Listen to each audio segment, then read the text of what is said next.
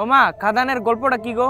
শুন, খাদান আসেন এক বিড়ি খাওয়ার লোক, তার হাতে সবসময় একটা কুড়াল থাকে। খাদার নাম শুনে ভুল ভেবেছিস? ফায়ার আমি। একদিন একটা ছোট্ট মেয়ে খাদানের বিড়ি খাওয়ার স্টাইল দেখে তার প্রেমে পড়ে যায়।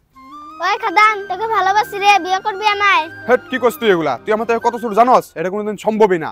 আমার যদি কোনো ছেলে হয় তাহলে তোর সাথে তার বিয়ে দেবো, বুঝছস? মানছে মন যাইবো আমার।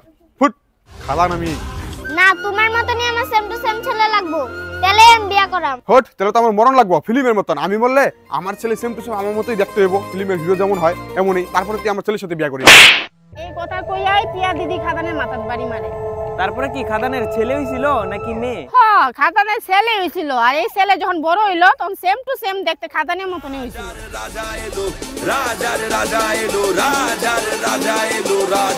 পরে পিয়ার কি হলো? পিয়া কি আরে বিয়ে করছিন? কিরে পিয়া, শুনলাম তুই বলে আমার বাবারা মেরাল চস আমারে বিয়ে করার লিগা। তাহলে বিয়েটা কর হন। আরে আমি তো প্রিয়া না, আমি তো প্রিয়ার দিদি। তোর বাবার মাথার যে বাড়ি মারছিলাম আমি সেইটা। কি?